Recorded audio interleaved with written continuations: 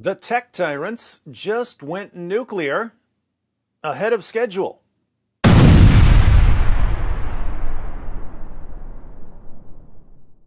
A month ago, I said this: the greatest single threat to your freedom here in the West is a handful of tech tyrants and the trust and safety teams on their platforms who are steering public opinion in certain directions by controlling what you can say and who will hear what you say.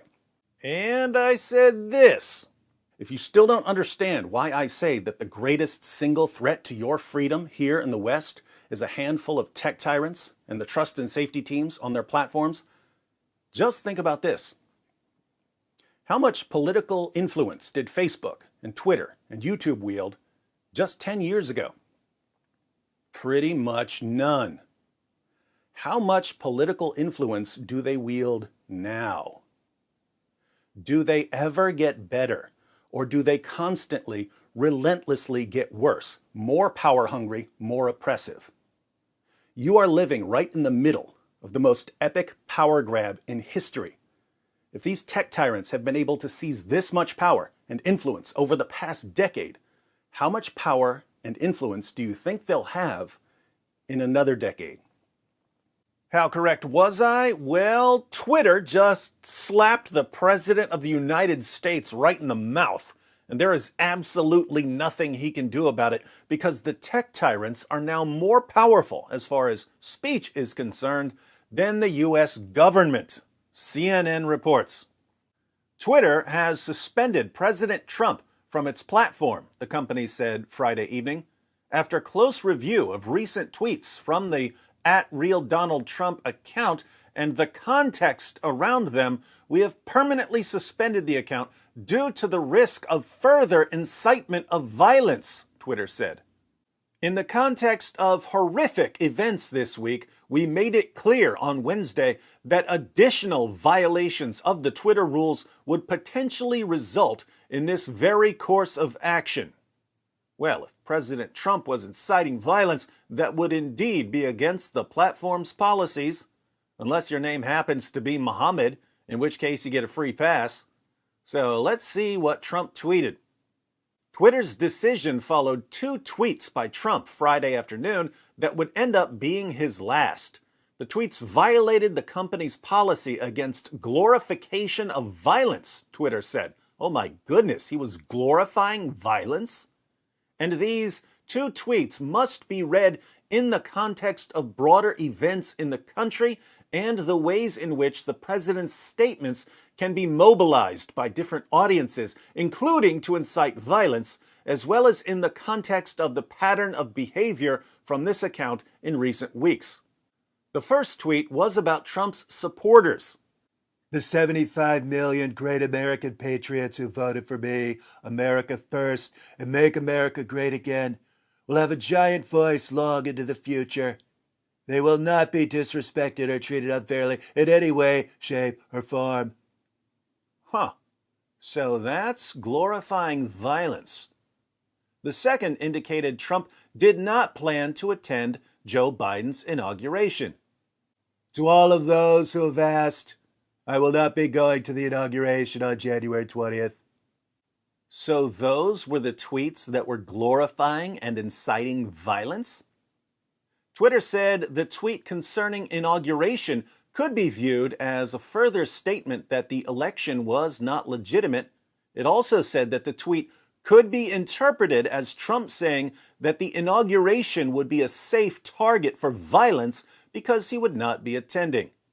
Now I get it. So when Trump tweeted that he wouldn't be attending Biden's inauguration, this could be read as an invitation to white supremacist terrorists to attack the inauguration.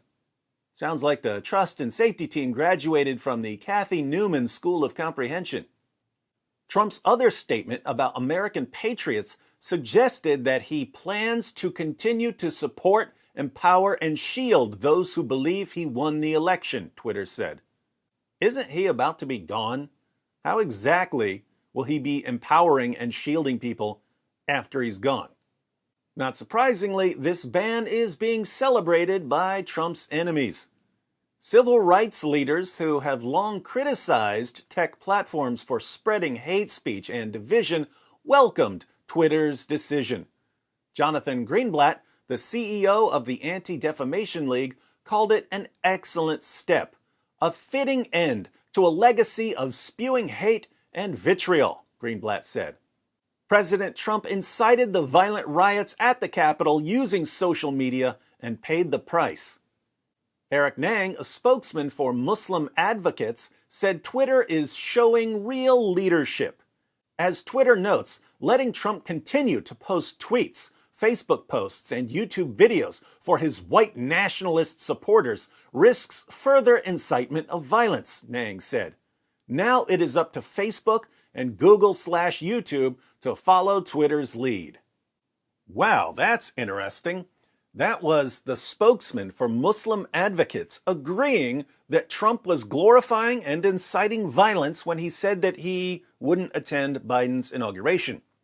You could ask the same spokesman and the same organization if Allah was inciting violence when he ordered Muslims to fight those who do not believe in Allah, or if Muhammad was inciting violence when he ordered his followers to execute anyone who leaves Islam, and you'd get a resounding no.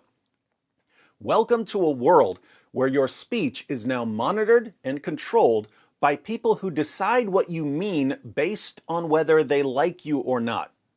If they like you, then you obviously mean something entirely peaceful, even if you're openly calling for the violent subjugation of the entire world. If they don't like you, then you're obviously calling for violence, even if you're simply giving instructions on how to make a sandwich. Making a sandwich? Oh my goodness. You know who also liked sandwiches? Hitler! Shut that sandwich account down immediately. Those sandwich instructions are basically a dog whistle, calling for the next Holocaust.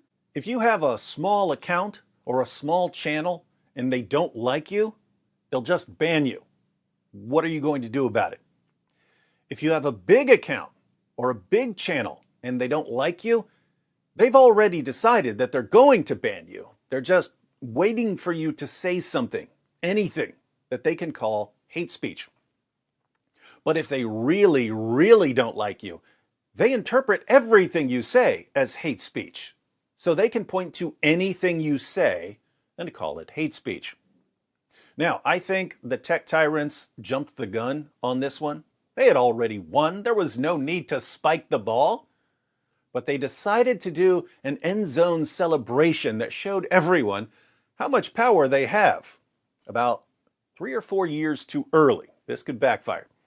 If Twitter can justify silencing the President of the United States by saying that him not attending an inauguration is a call for violence, they can justify silencing anyone for saying anything.